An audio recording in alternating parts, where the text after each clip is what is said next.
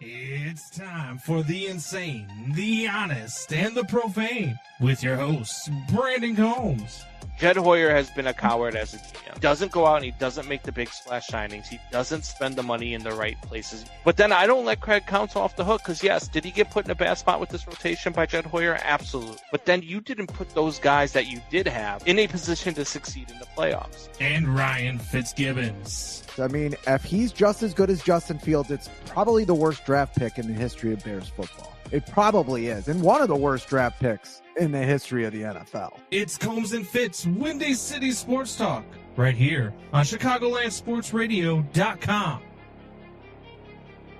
And welcome to Combs and Fitz, Windy City Sports Talk. It's your boy, Brandon Combs, along with my guy, Ryan Fitzgibbons. Fitzy, it's Packers week. We're here. Woo, baby. It's Get Packers them week. cheeseheads. And we said at the beginning of the year, well, at least I did, that we would know what this team was by Thanksgiving. We are now a week removed from Thanksgiving. We are a week removed from you owing me a steak dinner, by the way. I do. From the Bears going into Philadelphia and manhandling the Philadelphia Eagles, as I said that they would, and even though Ryan Fitzgibbons picked against them. I did. Me and a lot of people with a brain and that aren't psychotic. And you and those people without a brain don't wear a jersey and a new Bears. hat every week with 10 helmets behind them. And you picked against the Bears, and you were wrong, like you are so quite often, actually, when we make picks. But it's Packers week, baby. I went 9-2 one week, so yeah. And there was no fanfare at all. There was no fanfare. Yeah. You and Breezy were wrong a lot last week in our picks, by the way. We were. I was right. Breezy took the Raiders too, which Yeah. But look, man, it's been a while. That's what's NFL. That's what the NFL is all about. We got free hot dogs because of our coach, Ben Johnson, who did like a madman, took his shirt off in a post game in the locker room with the boys. That guy makes me want to run through freaking walls, man. Watching his speech makes me want to run through walls. I'm running out of walls to run through for this man. We had a guy take his shirt off. We had a guy take his shirt off during our show before. We did. I'm not sure that's going to make our show any more popular. No, especially now with the certain very individual different that took his shirt off. Very different. Wasn't a great sight. We are. What's the show starting with today? The Sox signing Anthony Kay or the impact of Ethan Katz moving on? I don't think there's going to be much of an impact of Ethan Katz. I'm not going to talk about the Sox today. Stop it, Jeremiah.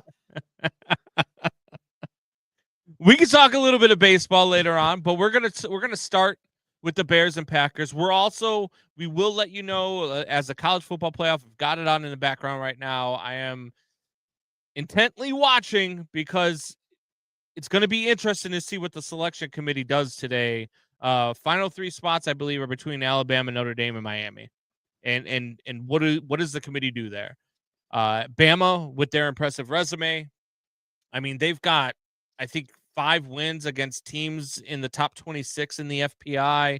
Their resume is ridiculous. To me personally, even as a Notre Dame fan, Bama deserves to be ranked ahead of Notre Dame with that resume alone. But they get blown out in the SEC title game. It kind of paints a different picture. Does Miami get in over Alabama? Does Alabama get in? I think Notre Dame's in regardless, but we're going to see what they do. Why wouldn't they be?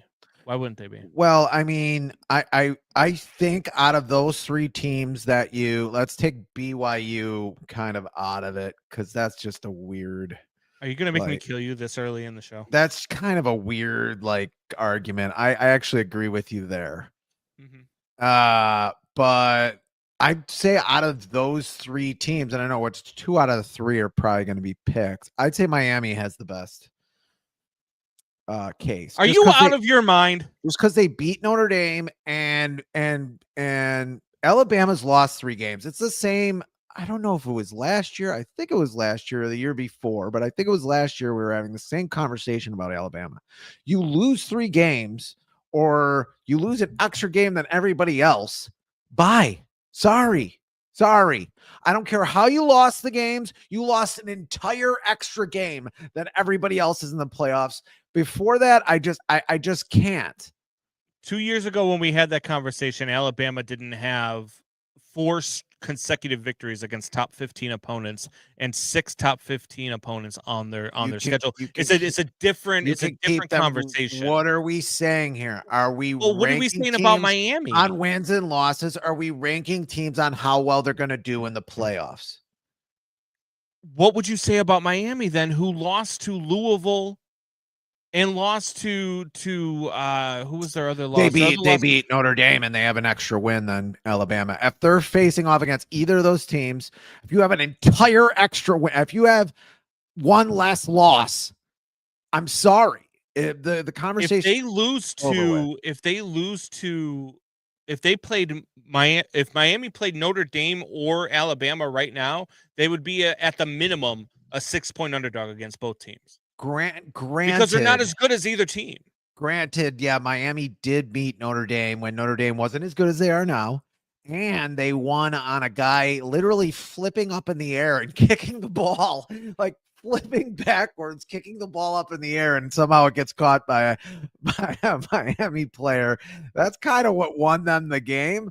So it is a little weird, but still.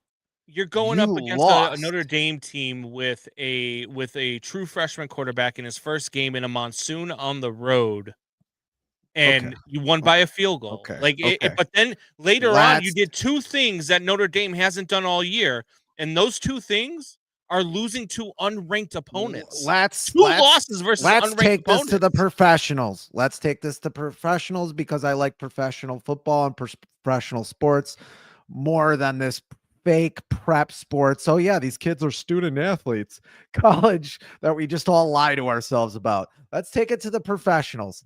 They are professionals. Season ends today. The NFL season ends today. Bears lose to the Packers.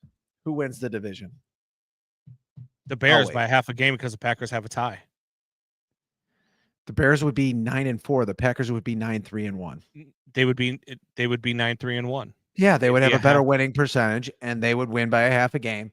And they would win the division because they lost less games than the Bears lost. So they're in. That's the professionals. Let's speak to the professionals. The professionals have it figured out already. No one argues every year. It's over. I don't know why you're holding. Are you is there a Roll Tide sign behind you or another helmet? Do you have enough helmets behind you? I'm just saying. They have one more loss than the other 2 teams. It's pretty easy for me. I don't care about all the whining you want to do. You can do the Bear. You're a Bears fan.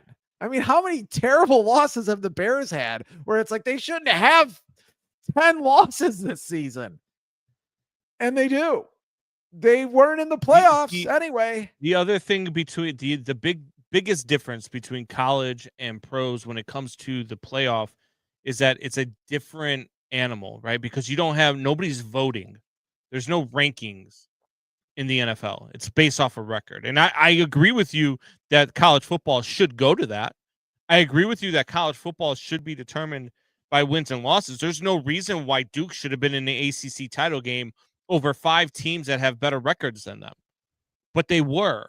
And then they found a way to win, which is really going to screw the ACC because they're not going to get any teams in, I don't think. I don't think Miami's in. I think Bama's in over Miami because that's the way the college football playoff works. That's the way the committee works. How much money can we make if Miami is playing versus if Alabama is playing? And that's what's going to end up happening. I get all of that. That doesn't make it right. I mean, it doesn't make it right. We do a lot of things. It's not about right or wrong. In this country, we do a lot of things with money that I would disagree with. It doesn't make it right. And I don't care if a team gets blown out. If they're supposed to be there, they won another game, they lost one last game. I'm sorry, they're supposed to be there. Sorry, college football. I don't make the rules. Izzy says, setting up my Christmas tree today, using yours as a tutorial on what not to do. Well, I think my tree. How about this, Izzy? Oh, you found that funny. Are you having a good time over there?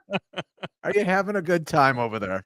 I don't know. Because of the penis tree behind you? My tree may have syphilis or chlamydia, depending on how you're feeling today. Or both. Or both. Or both. Joe Fitz says Miami lost SMU. That is true. All that being true. That was the other unranked team that they lost to. And here's the other. I know he's one of my brothers, and maybe he can't count. Miami has 2 losses. Alabama 3. Here's the other thing with Miami, though, is that Miami didn't even make their own conference championship game because their own conference was dumb enough to have a tiebreaker rule that allowed a 5-loss team to get to the conference. There were 5 teams ahead of them with better overall records. But the tiebreaker wasn't the overall record. The tiebreaker was the win percentage of their opponents on their schedule. What a dumb rule by the ACC. And now that's going to cost the ACC any playoff team. Because if you have Miami versus Virginia, if you have Pitt versus Virginia, if you have, anybody other than Duke versus Virginia, the winner of your conference championship is going to the playoff. But instead, you put Duke in there, and Duke goes and plays spoiler and beats Virginia against all freaking odds. Yeah. I mean, Duke lost to UConn, for Christ's sake. They were 7-5. They were barely bowl eligible. Again, it's a football game. I guess anybody can lose. I don't want that to go towards my argument of Alabama having one more loss. I still don't understand why that's a tiebreaker. There's no tie. There's a tie in the comp because they don't, when it comes to the conference championship in the ACC, they go by conference record and not overall record. And there were 4 teams in the ACC that were 6-2 in conference play, and one of those teams was Duke. And even though Duke's 7-5, they get in over all the other teams that are 9-2, 10-2, 8-3, 7-5. Everyone wants to know if Combs is rocking a bagel. You know, there was a story someone once told me. What are you talking about? If I'm rocking a bagel, what the hell does that even mean? Maybe your waistline. Maybe he's talking about your waistline. Oh yeah, rocking a freaking case of bagels. If that's hello guys. Hey Austin, who do you got today? Can we get back to the Bears Packers? Can we bring the show back to the Bears? So what's about to happen? I'm like already sweating. I'm excited. We've got 4 hours before kickoff. It's palpable. It's palpable. I am excited. Look, it's been since 2018 since the last time the Bears played a game against the Packers in which they were good. Are you circumcised?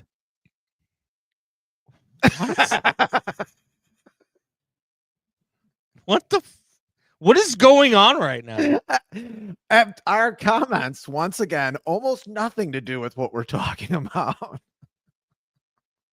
What did that say? Guy rocking the Bears gear. Circumcised. What? Circumcised, question mark. Yeah, I am. Thanks for asking. Oh my God, who the hell cares? Exactly. I don't really want to know. Maybe I did want to know. Packers versus Bears. Look, I hear a lot of things about this game. The one thing that I know is that the Bears being a 6.5 point underdog, it was 7.5 at one point. I believe that's where it opened at. That's a slap in the face, right? Really, after beating Philly. I mean, even I thought the Philadelphia -7, or was it -7.5 at game time, whatever it was. I thought that was kind of a slap in the face for a team that had played well. It just beat Pittsburgh. They play well against a lot of teams, and I don't get it, especially with the weather today. That's going to be very cold in Green Bay. I don't know Yeah. where the wind's at, but that's a real it is disrespectful. I agree. Yeah, and look, you go through these things where there are teams that people don't believe in, no matter what the record is. The New England Patriots are one of them because they haven't played anybody. They're a team that I've said before, I don't know how good they are, and we probably won't know until next year when they play a stronger schedule. But your record is what it is. You beat the teams that are in front of you, and if you don't beat the teams that are in front of you, and you're playing lesser competition, and you have a losing record, we're going to eat you alive. The Bears are coming off of a win against the defending champions in their own home in prime time, in which they dominated that Eagles team. I mean, that was a dominant victory by the Chicago Bears. I mean, they were doing everything and anything that they wanted to that Eagles team, offensively and defensively. This is a Eagles team that doesn't turn the ball over much, and the Bears forced 3 of them. And now you're going to be going up against a Green Bay Packer team who also does not turn the ball over much as I don't believe in Jordan Love as a franchise quarterback for the next 5-10 years. He doesn't turn the ball over a ton. He hasn't this year. He has not this year. Last year he did, and other years he did. He's played well. But the Bears are getting healthy on defense. The Bears are you're getting Jalen Johnson. You're getting all of these guys back. I believe Edwards is playing today. You are getting all of these pieces back. Now, granted, you're without Rome Odunze, which is a huge blow for the Bears, especially with the news coming out that he's playing with a fracture in his foot. It's it's going to be a couple of weeks before we at least see him back, but I think that this Bears team, man, I just think they're good. And I think that they find ways to win. They find ways to win these games. And it's just not something that we're accustomed to. So as Bears fans, we're kind of like we're waiting for the downfall. And this is it, Ben Johnson, right here. This is it. Because if you lose this game today, you'll still be 9-4, which is still a pretty damn good record for a team that we thought was only going to win 8 or 9 games. But if you lose this week, 9-4, heading into week 15 is not what people are going to be talking about. They're going fans in this city, the media in this city are going to be talking about, loss of the Packers again. So we've got to find a way to win this game. I think the Bears do find a way to win this game. I really do. I think that the Bears, I hate to say it, and people don't like me saying it out loud, I think the Bears are going to sweep the Packers this year. I really do. I think they're a better team. I think they're better coached. Yeah, and with the Packers losing to Devontae Wyatt, am I getting that name right? I'm trying to pull it up. I think that's it. Their tackle for the Green Bay Packers that they lost, and they're bringing in, I forget the other guy's name, but still, having that and not having it, basically their nose tackle being out, losing to that. I mean, their run defense has been okay this season, the Packers, but I think, I mean, I mean, that Eagles defensive line, I don't know if there's a more talented defensive line. They weren't as good as last year, but that defensive line basically won the Super Bowl last year. Yeah. For the Philadelphia Eagles. I mean, you could say, oh yeah, Jalen Hurts did a lot of good things. The offensive line is very good for Philadelphia. You could say all those things as well. But good morning, AJ. How you doing, sir? But it was also that defensive line of the Philadelphia Eagles. The Chiefs couldn't do anything, and the Chiefs had a pretty good offensive line last year. And there was also you had Vic Fangio as the defensive coordinator, kind of confused. I mean, Patrick Mahomes never looked comfortable until the game was over, and then he got some trash stats in that game. But still, you push them around. I mean, it doesn't happen, man. This is the point I wanted to make, which I don't always make the point I want to make during the show, which is probably not good. But It does not happen often or even ever that I have ever seen it where an offensive line that was lost. Jonah Jackson was not good when this season started. Neither was Tooney. You had a left tackle that ends up being out for the season. You don't know. You got this guy from Canada.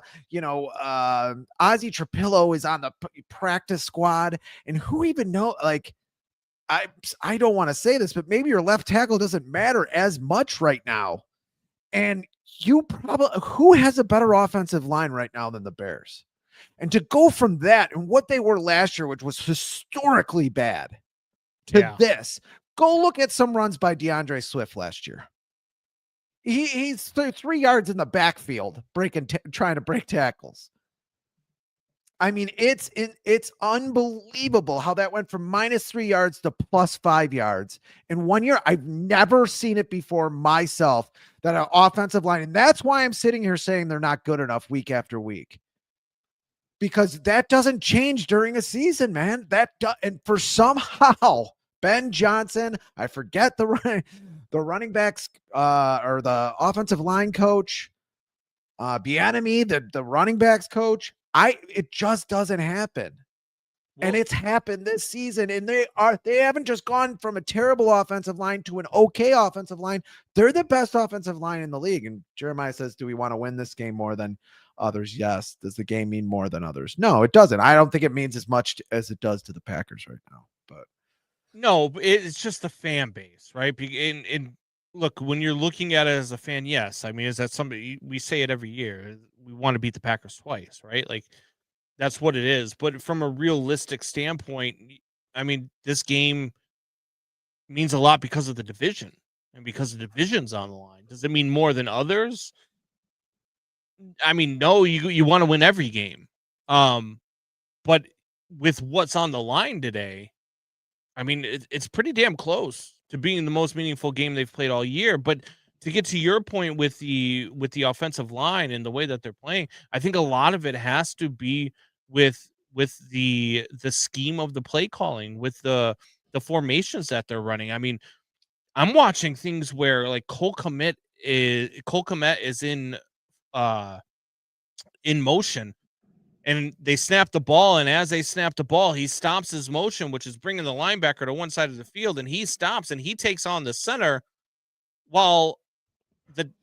takes on the tackle while the center is able to go upfield and take on the linebacker, which creates gaps for your running backs. I think that the formations that they're running, the scheme that they're running, is just so well designed that it's opening up more. And we've talked about it before, how sometimes a player or play calling can make a defense or an offense look better. And that's what we're finally seeing. We're finally seeing a Bears team that has some really good coaching going on. And Ben Johnson is in his bag, man. He is absolutely in his bag. Look, the Bears started out 0-2. They are 9-1 since. It's no coincidence. I don't care who they play on the schedule. To go from 0-2 to 9-1, I mean, it says something about you. And what they're doing and how they're doing it, and beating the defending Super Bowl champions in their home. And it's not like this is a defending Super Bowl champion who's having a down year. They were 8-3. They had the same record as the Bears going into that game. No, they played well. They played well in some games. Struggles, but you're in their house, and you did them the way that you did them. This Bears team is good, guys. It's really, really good. They quit by the end of that game. Yeah. You not only won that game, there's blowouts happen in the NFL. I mean, Miami pretty much blew out the Buffalo Bills. I mean, those happen. You get a few plays here or there. Miami's is a fast team. They're only 5-7 now. But anyway, those things happen in the NFL. But beating a team the way the Bears beat the Eagles does not happen all the time in that way. It just doesn't. And Jeremiah, that's also the blueprint for beating the Packers, because you can run on this Packers defense the same way they ran on the Eagles. Yeah, especially with their, essentially their nose tackle. I've been saying the interior of the line is more important, and I have to hand it to you. You and Combs have been saying that to me now for 3 years, and it's hard for me to change when left tackle has been one of the most important positions in football for years now. But it seems as if the running game is taking a more front stage in an NFL where turnovers, where teams are constantly playing it safe. And a lot of these schemes are short passes. They're a lot of these teams aren't making big long throws. There's not a lot of guys that are going to throw for 4,000 yards this season. There's not a lot of guys who are going to have 40 or 50 touchdown passes. I mean, we are just 4 or 5 years removed from Patrick Mahomes doing Patrick Mahomes stuff. And then he has 22 touchdowns and goes to the Super Bowl. You see a guy with 10 interceptions now, and you're like, kind of a down year. I mean, there was guys who had 35, 40, touchdowns and 15 interceptions. You didn't blink an eye. You said they had a great season. It's a different football, and you kind of got to change the way that you're looking at it. And so do I. And you might be right that the interior line means more. I still would like a Trent Williams, but I mean, it's borne out. It's borne out, especially in that Philadelphia Eagles game. I mean, it was just unbelievable. I've never been that surprised at the way an outcome of a game was in a long time. And left tackle, look, I mean, to your defense, left tackle is still a problem for the Bears. However, offensive line play looks a lot better, and we talked about this week over the phone. Offensive line play looks better when you have a quarterback that can escape pressure. True. I mean, he's only taken 19 sacks this season. He had 69 last year. It's a tremendous difference, and he's escaping pressure. And I mean, there's probably he should probably have about 34 sacks. A lesser quarterback would have about 34 sacks right now. Yeah. But and he was escaping sacks last year too. Just people weren't giving him credit for it. But he was also making those crazy plays where he was like spinning out of himself like 4 times. And not knowing where he is on the field, who's open. Some of that's bad coaching too. But that was also him. And he's made a lot. I mean, he has corrected a lot of things. Let's correct the accuracy next, please. Yeah, and I think that's going to come over time. I think you start seeing peak Caleb probably year 2, year 3 with Ben Johnson. But what you're seeing now is good enough, Caleb. Caleb's been good enough, and that's all you need. And let him grow, let him figure things out. And like anything, I don't know if you agree with me. Maybe now their record changes where you think that they can go or where you think that they should go. But for me, anything from here on out is just a cherry on top of the sundae, right? Like you're 9-3 now. You're where I thought you would be at the end of the season with 9 wins. You're going from here. Everything you go from here is just, a step up into an actual playoff team. 10 wins get you into the playoffs. 11 wins might get you a first round bye. 12 wins, I think definitely gets you a first round bye. So you start looking at this team and what they can be moving forward. But at this point, I think what I would tell Bears fans is just enjoy everything from here on out for the rest of the season. This isn't a team we think even now is still capable of winning a Super Bowl. But hell, maybe they surprise us all and make a run. Just enjoy the ride. Enjoy it from here on out. It's great. It's a good point. I'm starting to really have a lot of fun with it. If you are not watching that post game video and not thinking this is the coolest team in the league right now, you're an idiot and you're a fan of some other team. And you're not. If I was looking at another team right now that was doing some of the things the Bears are doing, I'd be going, that is the coolest team in the NFL right now. There was a time, even the Dolphins that I mentioned were a pretty cool team, even under Mike McDaniels a few years ago. This is a cool team, man. It's just fun to watch. And they got a lot of characters in that locker room. Yeah. I'm not reading it. Look, he's got his shirt on. He's got the shirt on. The moniker. How much time does he spend on these profile pictures? He's got to get a life. I'm worried about him. The moniker. If I liked him, I'd be worried about him. Doubting Thomas. Who could have possibly predicted this Bears team? Wait, I know. Yeah, you were really predicting that when they lost to Detroit. You called me up and said, "Oh, yeah, I think you're right about them this year. Oh, yeah, I think you're right." Because that phone call did happen, Doubting Thomas. By the way, the college football playoff is coming out slowly. 1 is Indiana, 2 is Ohio State, 3 is Georgia, 4 is Texas Tech. I like the way that they just flipped Indiana and Ohio State instead of dropping Ohio State down to like 3 or 4, because that guarantees that if we do get Indiana, Ohio State again, which I think would be a phenomenal championship game, that's when it would be in the championship game. So I think that they got that right. And then still no surprise, 5, 6, 7, 8, where you've got Oregon, you've got Oklahoma, you got Texas A&M.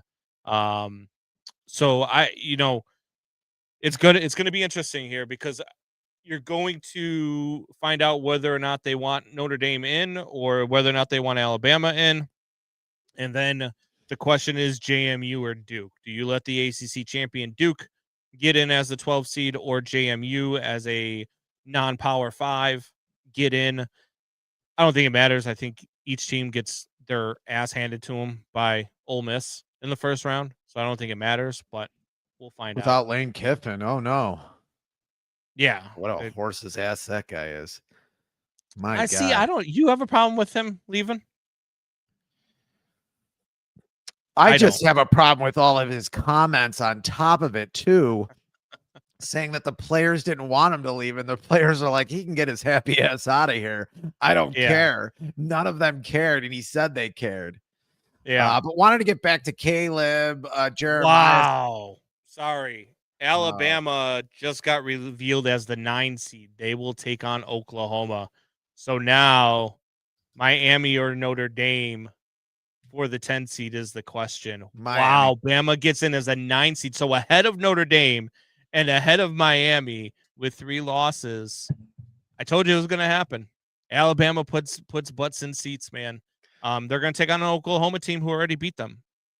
So it'll be a rematch in the first round. Wow. Oklahoma, Alabama. Interesting. Very interesting. As these playoffs are, the interesting is a word coming down to it.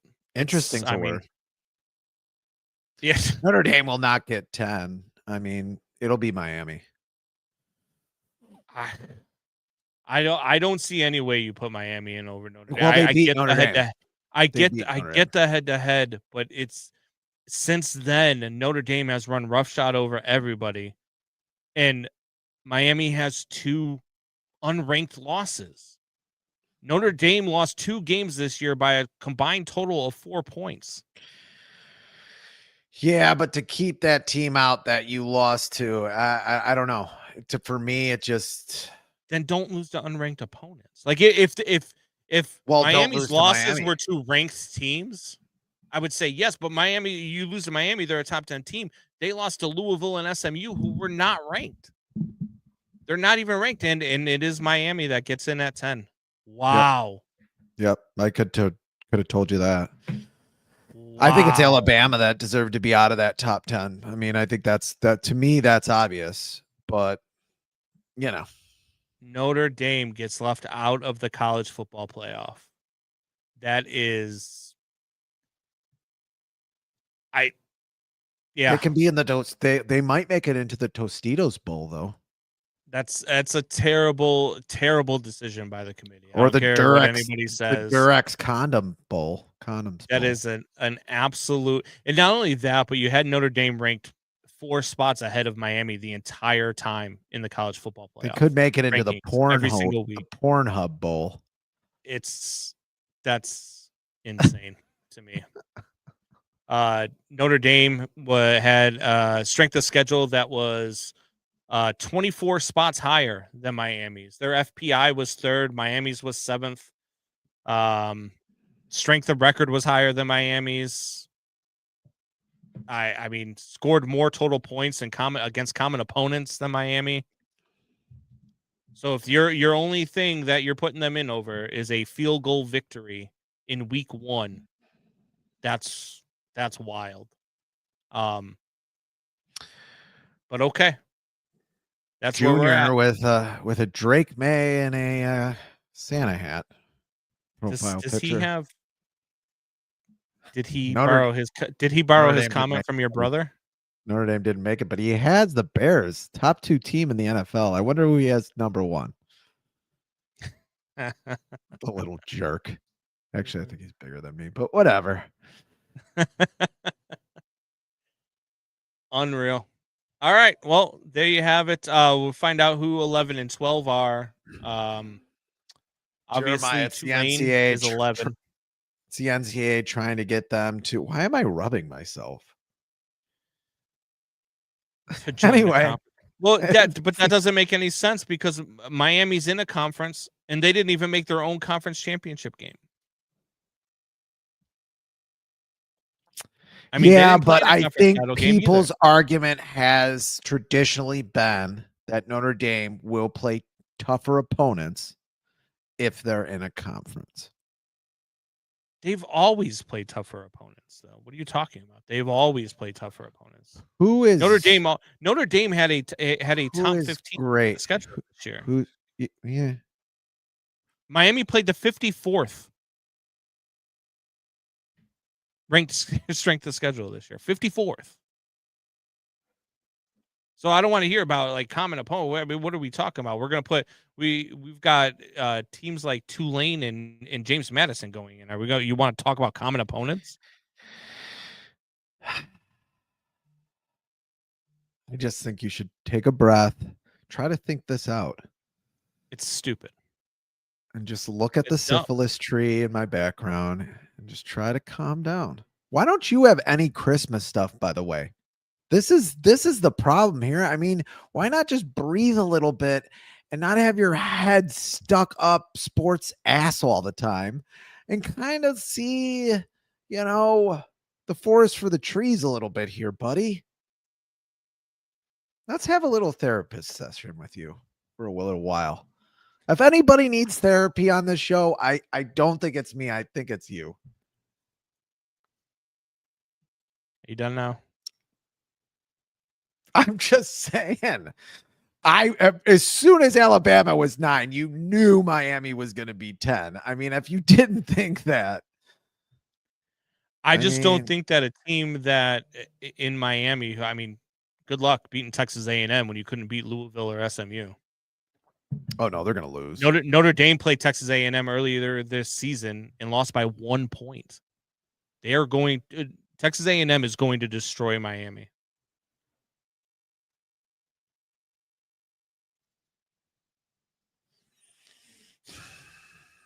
It's just it's dumb.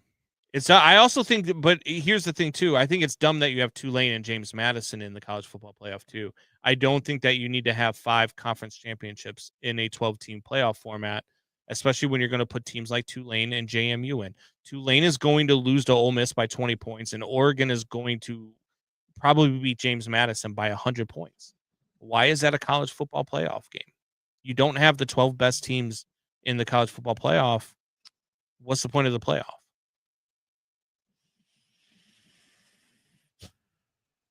I think you have to have those teams fighting in a conference for something, I guess. No, you don't though, because this is for these teams are going to come in. Sure, great. They get in, right? They get to play 1 game in the college football playoff. But James Madison's not beating Oregon. Tulane's not beating Ole Miss. Like, what are we doing where we're putting those teams in, even if it was Miami or Alabama or Notre Dame that gets left out, in over those teams? And beyond that, why are they ahead of teams like Texas, who would put up more of a fight in their college football playoff game than Tulane or James Madison will? Like, that's the problem with that. The other thing that I said that I would do with the college football playoff is I would take the 8 through 15 and I would have them next weekend after the conference championships. I would take 8 through 15 and I would have them play a game. And I would have them go against one another and the winners go in. 8 plays 15, 9 plays 14. How many games do you think these kids can play? They're paid athletes, man. You can talk about kids all you want. You can talk about students all you. These are paid athletes now. These guys get millions of dollars to play football. I don't care how many games you make them play. Hey, Nick. But that's how you fix it and get away from the voting. I mean, Nick says, "LOL, crying Irish." No, I mean, look, Notre Dame getting left out with 2 losses. That If they were a one-loss team, sure. I think that they are a better team right now than Miami, sure. But I'm not gonna cry that they're not in. I'm just saying, why are teams like James Madison and Tulane getting in over teams like Notre Dame, Texas, like all these teams that will put up a better fight? Aren't people going to be whining if they're not in that 15 team thing then? And then it's like, oh, let's spread it out to 20 teams. And these kids are playing 19 games before their college careers I are think over. what's going to end up happening anyway is you're going to end up with two super conferences. And you're going to end up with divisions in those conferences, and you're going to end up with, it's going to be an NFL style. It's going to be based off of records and not off of rankings. That's why I think for right now, what Oh, you do is really? you So a have 3-loss playing team should game. not have been in it. Yeah. It's not about James Madison and Tulane. James Madison struggled in their conference championship game against Troy. Now, granted, they pulled away late, but I mean they pulled away late. They went up by 7, and then all of a sudden a pick 6 with 4 minutes to go, and then a fumble with 2 minutes to go, and all of a sudden they win by 15 or 16 or whatever the hell it was. But they pulled away late against Troy. This is a little bit And more. now they're going to play Texas A&M. This is a little bit more than I thought we'd talk about James Madison. Well, but I mean, it's a fair question, right? Week. Like, why would James Madison and Tulane be in a play? Like, if you want a 12-team playoff, it's got to be the 12 best teams, you would think, right? Like, if you're going to have a college football playoff, and I don't care about James Madison being a smaller school, Tulane being a smaller school, playing in smaller conferences, be the best team. Like, if James Madison was an undefeated team, sure, but you look at who they're playing and who they played in their schedule. Like, it's not, come on, man. What are we talking about? So that's the problem that I see with the college football playoff. Have a play-in the week after the college football. They struggled with Troy, Nick Johnston. JMU is not good. They're not. And they're going to get beat. I guarantee they probably open up as a 20.5 point underdog to Texas A&M. And I would bet the minus 20.5 in a heartbeat. They're not going to be good against any of these teams in the college football playoff. Could I play a video that might be a palate cleanser for all of this, and we can stop talking about college football? Why would you want to stop talking about college football? Because it's Bears-Packers week. The Bears are 9-3. The Packers are 8-3-1. They're about to play. They're about to play. You're acting like we didn't even talk about it. We barely talked about it for the first half hour. I think we barely scratched the surface. None of us even said Roma Dunze. We did talk about Roma Dunze. We talked about him having a fractured foot. He's going to be out for a couple. Yeah, of weeks. a little bit. What do you want to talk about a guy who's not playing? He's not playing. What do you want to talk about? Usually you say with a quarterback, particularly a mobile quarterback, make him go to his left. He's as comfortable rolling to his left, flipping his hips. Commit. Yes. And he's, you know what he is? For me, he's John Elway from my generation. Oh, wow. Now.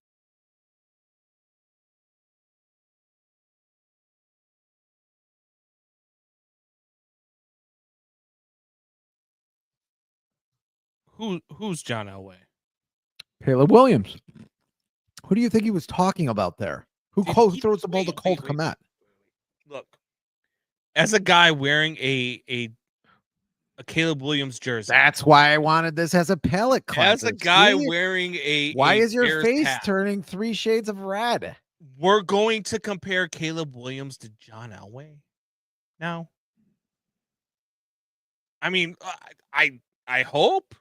That's what he said. I hope at some point he's John Elway. But come on, man. We got to stop with these hot takes. These things just to get clicks have got to stop. Like Colin You think Cowherd, Howie Long is doing idiot, that? You Howie think Howie Long? You think Howie Long really believes Caleb Williams is John Elway? I think that there was a lot of people who jumped on the Caleb Williams is bad bandwagon a little bit too quickly. Oh yeah, that I agree with. You Come know, on, I that even thought that comparison? there was a chance that it might teeter towards that way, but I mean, you can misconstrue what I said. I never said he was bad. I think there's a lot of people that were going that way, and now there's this rumbling of voices and people around the NFL that are starting to go, no, this guy's pretty good and he's teachable at the same time. He's learning how to play a quarterback and he's good enough to be able to be, like you just said, just good enough. And like Jeremiah was saying, late in games, he's good enough to where he can learn and still be successful at the same time, which is what you want to see. That's the best way to develop a quarterback. That's why I was so pissed off about last year. Why Ben Johnson wasn't this coach of this football team last year. And don't tell me he wouldn't have came here last year. He would have. He was already thinking about it.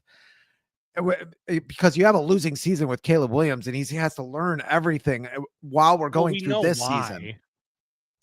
Because they didn't want to pay two coaches at the same time. Ownership didn't want to. Yeah, exactly. Ownership was cheap. So they did what they always do and they screw it up. But I think that this thing is going to be good. I think that Caleb Williams is going to be really, really good. I think he's still, maybe 2 years away from really starting to see his potential. Like I wouldn't say his potential, but actually reaching his potential. I think that Caleb Williams is a guy that can be a perennial MVP candidate. I think he can be a guy that we talk about in the same ilk that we talk Josh Allen and Joe Burrow and Patrick Mahomes. He can be that guy who at the beginning of every season we're like, well, how good are the Bears going to be this year? They have Caleb Williams. What are they going to do this year? As opposed to what we've been talking about, hell, ever since we started the show and even for 30 years before that as just fans. Talking about the way that we've talked about this franchise. At least now, I think we're going to be able to talk about this pairing, Ben Johnson and Caleb, the same way that we talk about Andy Reid and Patrick Mahomes, the same way that we talk about Joe Burrow or Josh Allen. And you're going to be able to see this franchise in a different light moving forward. But, I mean, let's slow down. Well, I think he does. And Jeremiah's right. He does say he's not John Elway now, but that John Elway did struggle at the beginning of his career, but was good at the end of at the end of games. Had some escapability. Yeah. I mean, John Elway could really run when he was younger. And then he got better as he went on. So I mean, that makes a little bit more sense. I didn't play the whole clip, but he did kind of refer to him as John Elway, and he knew what he was saying when he said it. Yeah. Andy Reid never took his shirt off. Well, he is a walrus, so he is a walrus. Yeah, I mean, maybe one day, maybe that's what happens to coaches. Maybe one day Ben Johnson will be a walrus at some point. If he's winning Super Bowls and it is the Patrick Mahomes, Andy Reid type deal in Chicago, he can look at however he wants. And so can Andy Reid. And if you remember, Jeremiah, Terry Bradshaw got in trouble and they wanted to cancel Terry Bradshaw because he was kind of referring to Andy Reid as like, hey, waddle over here, and that he is a walrus. And people forgot that Andy Reid calls himself a walrus. So that whole thing was kind of weird when they won the Super Bowl a couple of years ago. It looks like a backup. There's a lot of things that are weird. He probably has sex with his shirt on. He definitely goes swimming with his shirt on. So I would think he has sex with his shirt on too. How many minutes of your life have you thought of Andy Reid having sex? Mr. Combs, go. 0 minutes. Since there's no Fitzgibberish this week, that's Fitzgibberish. Right? That's Fitzgibberish. Jeremiah. All right, you ready to get into our picks? Yes. All right. Let's start with Seattle and Atlanta. In Atlanta, Seattle is a 7-point favorite against the Falcons. Wow. I'll go first. I'll take the Seahawks. I'll give up the points. The Falcons are bad, even at home. And I know there's a lot of things that surprise you in the NFL this year. I don't think it's going to be one of them. I think the Seahawks run away with this one. They're Even good. though Atlanta's played well too, not lately, but they've had some games where it's like, oh, they won. But I'm taking the Seahawks. Yeah. We can move on. All right. Big one this afternoon, Bengals and Bills. In Buffalo, Bengals have to win out to be a playoff team, even to have a chance at being a playoff team. They are 4-8 right now, but they haven't lost since Joe Burrow's come back. Their offense has looked a lot better, and even their defense has looked a lot better since Joe Burrow has come back. Going up against the Buffalo Bills, 5-1 at home this year are the Buffalo Bills. It is snowing like crazy right now in Buffalo. I was watching a video earlier of them warming up, and the snow is just like, it almost looks like rain. That's how fast the snow is coming down.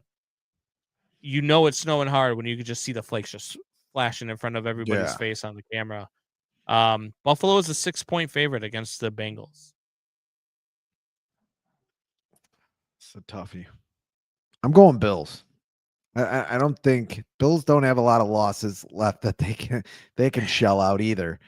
And I just think they're the better team. I think they have a slightly better defense and probably matched up on offense too. Cooks has looked great too. So I think this is a high scoring game. And the total is 54.5. I think that goes over 54.5. I bet it earlier at 53. I like the Bengals in this one to cover because it's going to be a shootout, because it's going to be high scoring. I think that the Bengals will find a way to stay within a touchdown. Maybe this game gets won late by 4 or 5 points on a touchdown by Buffalo or something, but I think the Bengals cover the 6 points. Let's go to a barn burner, by meaning which, if you decide to watch this game, you might decide to burn your barn down instead. Titans versus the Browns in Cleveland. I knew you were going to it. Cleveland. Just I'm taking 4.5 Cleveland. favorite. I've not taken the Titans all season. I'm not going to start now. Well, that's good because they're 1-11. Yes. I'm also going to go Cleveland.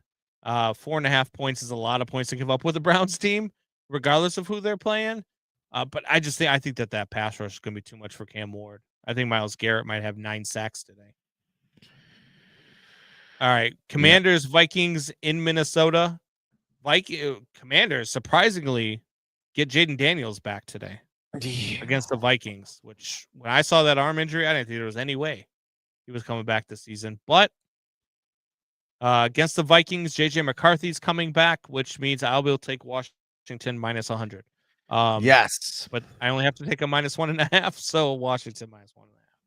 I don't think I don't think he's a real quarterback, at least until I see something different.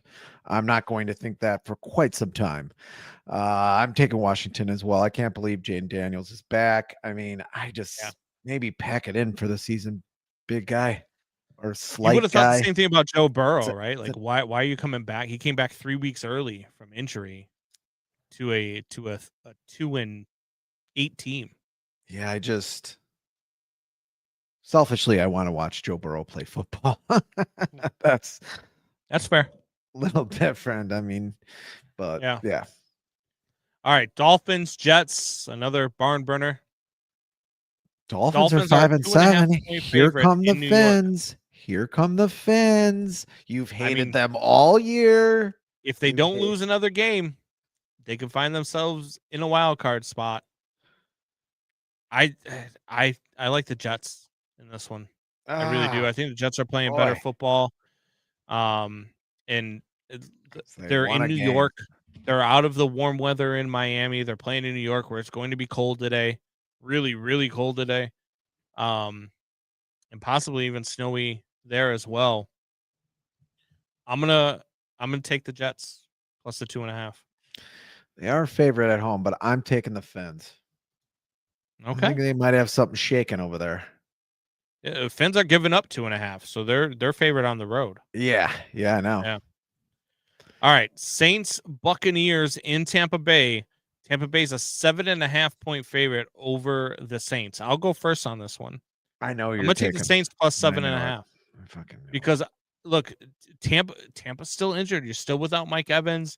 They're still going through so much injury. I don't know if I think maybe he is. Egbuka's playing today. But I know they're without Evans still. They're hoping to get him back for Thursday night. It's tough, man. And the Saints team, look, they don't win a lot, but they cover a lot. And 7.5 is a ton of points right now with a really beat up Tampa Bay team. So I'm gonna take the Saints. I disagree. The Saints are trash. I think you just want to act like you're this is your Jed Hoyer acting job. Like you want to act like you're smart. So you take the Saints when you know the Buccaneers are going to kill them. I win All the way. That's I'm taking what the I Bucs do. again. I'm back on the Buck train, especially if they get 12 and Mike 4 Evans last back week. soon. 12-4 last week. You by the way were you were 8-8. All right, Colts Jaguars. Colts are a 2.5-point road favorite in Jacksonville. Here's the thing. I'll go first again if you want. I hate doing this. Oh, here we go. It's because of his taking the long Jacksonville blonde Jaguars. hair. No, it's because the Colts haven't won in Jacksonville since 2014. And the Jaguars are playing better football, and the Colts are trending down, and Daniel Jones is playing with a broken fibula. So I don't like Daniel Jones with two intact fibulas, let alone with one of them being broken. So yeah, I'm going with the Jaguars. Yeah, I don't like or believe in either of these quarterbacks. Yeah. Really, I don't. But so I'm probably going to defer to the running back, and I know the Colts definitely have with Jonathan Taylor. I think he's the best running back in the league right now. I'm going to take the Colts. Jaguars have the number 1 rushing defense in the league. Does that change your mind at all? Remember who you are. I mean, I just think maybe someone should tell Daniel Jones to forget who he is. I mean, because since we played that, he's been bad. I said a month ago that the Colts are going to lose this division, and they aren't even going to make the playoffs. So there's no way I could pick them in that game. Let's go Steelers Ravens. Big AFC North matchup. This one's for first place in the AFC North. Jeremiah says Taylor is defense proof. How about that? That's fair. Steelers, Ravens. Oh, you Ravens agree with him. He says that you agree with him. I said it's fair. I didn't agree with him. I said it's fair. It's a fair point. Okay, let's go. Ravens minus 5.5 at home against the Steelers. Lamar's been bad. The Steelers have been not good. But yeah, I mean they're chanting fire Tomlin at the end of the game last week in Pittsburgh. I think the Ravens win this one, even though Lamar has not been good, and he does not traditionally play well against the Steelers. His passer rating is 71.3 against the, or I'm sorry, 73.1 against the Steelers in his career. He's got 10 touchdowns to 12 interceptions against the Steelers. Yikes. But I think they find a way. I think they run the ball a lot today. I think Derrick Henry carries this team to a victory. Yeah, I agree. I think Baltimore this year, when their backs are to the wall, they've played well. I mean, this was a team that was 1-5 and then was resuscitated back to life by some team. I can't remember. Yeah. With their third string quarterback. That was the Bears game. And now they're 6-6. I think they win this game, and I think they win it decisively. I think that's it. The whole Pittsburgh Aaron Rodgers thing, just go away. Just go away now. I loved seeing him full of blood. I hate to say it. He is another human being, kind of. But that's enough. Go away, Aaron Rodgers. Let's go. Next game. All right. Broncos, Raiders in Vegas. Raiders always play the Broncos tough. The last time they played was on Thursday Night Football, and it was one of the most miserable games I've ever watched in my entire life. It was a A brutally lot of bad Thursday night football games game. are that way, but yeah. But Denver's an 8.5 point favorite in Vegas. Where you going? I'm going Denver all the way. I think that Las Vegas Raiders thing is Pete Carroll. Just because you're Pete Carroll, you still have a job because that thing looks ugly. You made a lot of bad decisions in the offseason with personnel. Yeah. No, I think that the Broncos are a better team too. I think that they cover this spread. I think that they make us say this is another 10-2 team that a lot of people are down in. For whatever reason, people aren't believing in Bo Nix, who has almost 3,000 yards passing, who has 19 touchdowns and 9 interceptions. I don't know what they're seeing. They're 10-2. I think this team is good. All right, let's go Rams, Cardinals, NFC West battle. Rams are a 9.5 point favorite in Arizona. Arizona's been pretty damn bad, but last week Matthew Stafford had a rare off game with 3 turnovers.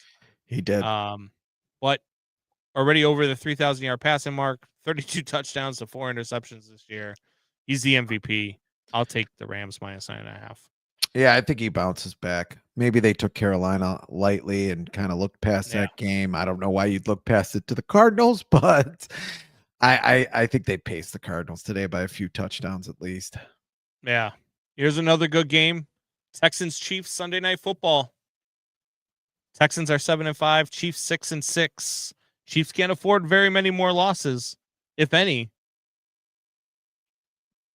Chiefs are a 3.5 point favorite in Kansas City against the Texans, who have the number 1 ranked defense, overall defense in the league. I'm gonna go Texans here. I think the Texans win this game outright. I really do. I agree. I think they win this outright too. I think there's a reason why. I think this is another team. They were 1-4 or 1-3. Now they're 7-5. They've been playing really good ball. You're right. Best defense in the league. The over-under is pretty low in this game. One of the lowest for the week, other than the Broncos Raiders game, 41.5. Yeah. I think it is going to be a low scoring game, but I think they win. I don't think Kansas City makes the playoffs this year. I don't think they do either. I think we could possibly, and I don't think that it happens. But we could possibly have a world where we don't have the Chiefs, the Ravens, or the Bills in the playoffs. That would be crazy. I think the Bills are going to make it, though. I think the Bills might end up being I think they might be the best team in the AFC at the end when all is said and done, but could be wrong. Yeah. Mahomes. All right, then Monday Night Football. Yeah, well, that's the thing. The Chiefs can't protect Patrick Mahomes, and the Texans can get there, man. So was it? I saw the stat. Patrick Mahomes has the most passing yards outside of the pocket. The Texans have allowed the least passing yards outside of the pocket per game, allowing only 11 yards per game passing outside of the pocket. That's incredible. That's why I just think the Texans can get to Patrick Mahomes. I think they're going to wreak havoc tonight, even though it's outside. It's at Kansas City, which is going to be a tough place to play as always. But I think the Texans have that defense that can do it. All right. Eagles Chargers Monday Night Football. Should be a great game. Should be a great game. We've got the Eagles are a 1.5 point favorite in LA against the Chargers. I know the Chargers have been up and down this season, but I got to stick with them. I like Jim Harbaugh. I'm taking the Chargers in this. I think the Eagles are on the way down. I still think they squeak into the playoffs. They sort of have a light division over there, but I'm taking the Eagles. Yeah, they deal with. not the Eagles. I'm taking the Chargers. The Eagles have been dealing with so much scrutiny, and they don't handle that well in Philadelphia. They just don't. They don't handle down times very well. And since losing that game to the Bears, it's a lot of people are really down on them now. I like the Chargers in this game too. I really do. They get Omari and Hampton back this week. That's a huge lift for the Chargers. You can run against the Eagles as we saw last week with the Bears. I think Omarion Hampton has a day in his first game back. He looked good in the videos that I was watching of him run some drills. It looks like he's ready to go. So I think the Chargers have it. And even with Justin Herbert, whether or not he plays with that fractured non-throwing hand that he just had surgery on, but they said he wants to go. We'll see if he does go. But either way, I still think that the Chargers they find a way to win this game. Oh, Breezy checking in. We thrive as underdogs. Go Birds. You didn't? How'd you thrive last week? Yeah. And they're not underdogs. They're favorites. Yeah, they are favorites this week. Yeah. How'd it go last week, Breezy? How'd that Eagles game go? Just wondering. Did it go? I can't remember. Ugh.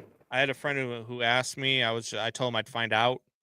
Could you tell We'll me? figure it Can you out. remind me, We'll OG get back. Breezy, who won that game? We'll get back to you on that. Yeah, that's a tough one. It wasn't a tough one. It was a I great mean, one. for How him, was that tough for you? for him, it was tough for him. I mean, They you got- did pick the Eagles too, though. Y'all whooped us. Pissed me off. They did. I mean, like I said, it's not like a new modern ass whooping in the NFL, but that was an old school, just punch you in the mouth.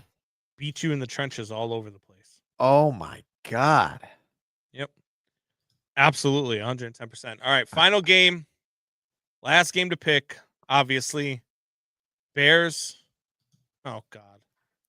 Hunter.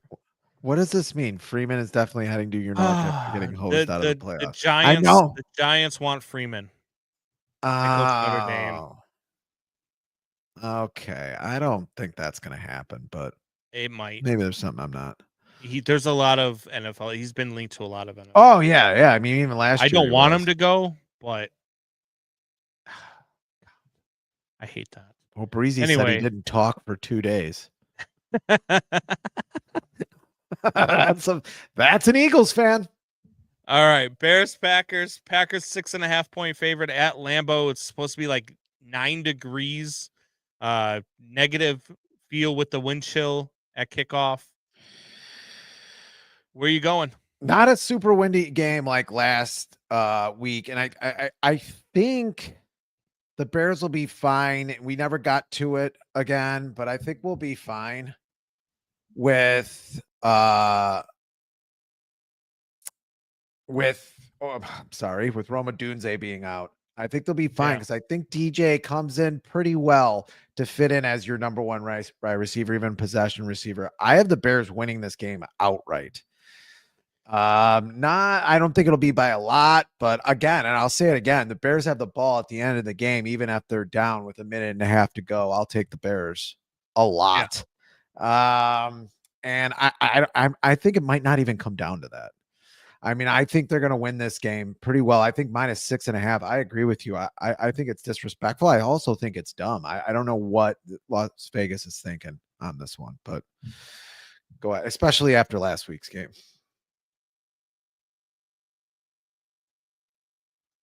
Jeremiah says, "Oh, great, we lost now." Look, I'm also taking. You guys the Bears. had your fun. The Bears are good, man, and it's okay to say that. And one thing that we know, and he said it in his press conference, Ben Johnson doesn't lose to Matt LaFleur, and Matt LaFleur led teams are 0-6 versus Ben Johnson led teams in the regular season. Yeah. 0-6. I'm just telling you, this team is good. I think they sweep the Packers this year, and it starts today at Lambeau. Bear down. I think that might be the reason why Jules didn't join the show today. I think she's in Green Bay right now.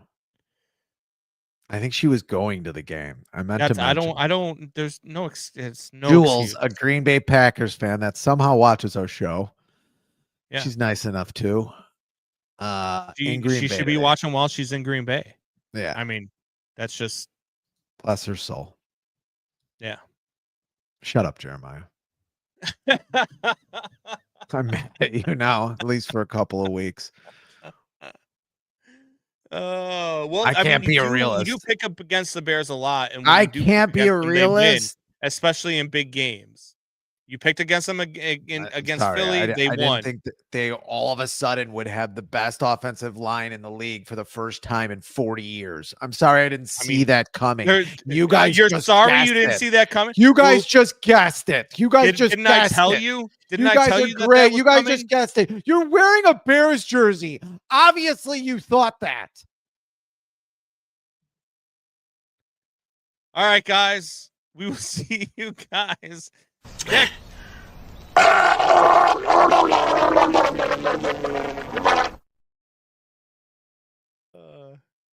Same bat time, same bat channel. Tell your friends, tell your neighbors, tell your enemies. We might have a Bears post game. I think. I don't know. Will.